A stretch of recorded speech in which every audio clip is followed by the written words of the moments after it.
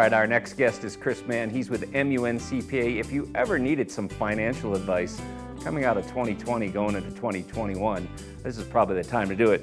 Chris, you're also one of the contributors to our Financial Fix segment that we do here on the network. And we talked a lot about this year, COVID relief, PPP plans.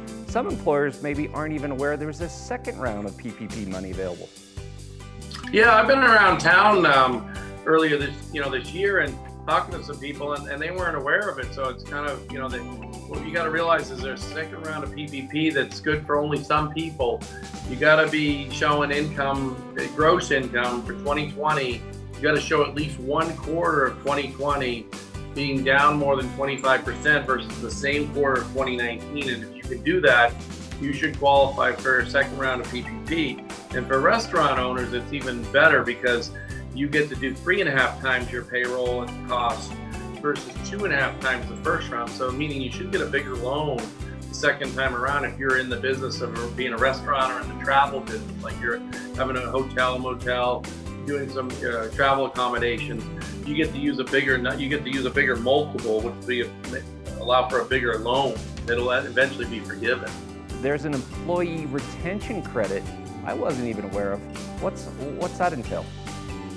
Yeah, it's an employer retention credit. So it rewards the employer for retaining employees. And so what they did is when they first put the first bill in place, Congress did, they said if you took PPP funds, you couldn't also qualify for this. So a lot of people didn't care about this because they got the PPP money the first time around.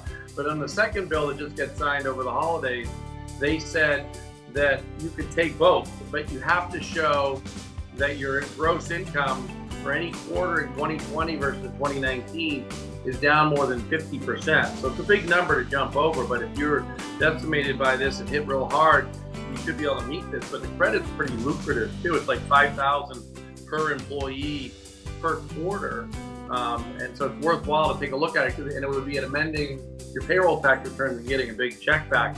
Now for 2021, this credit's in force too through the end of June 30th of 2021.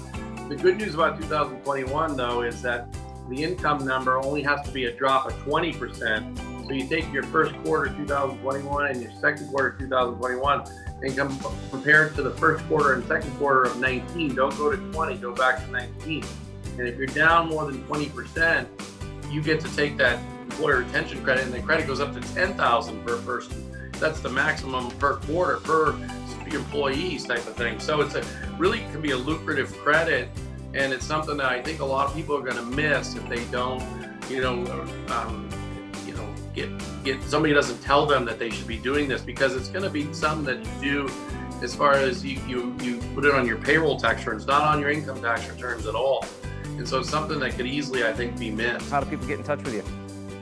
Yeah, they can just call the office at 530-544-6111, and we can help them out and direct them. If you have any questions on the PPP2 or the employer retention credits, we can also help with that. We're going to be already been doing a lot of work in that area right now to make sure everybody that we know is getting what they should get out of these last 2 bills.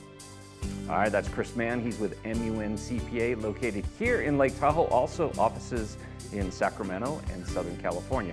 All right, more of the Tahoe Real Estate Show coming up right after the break.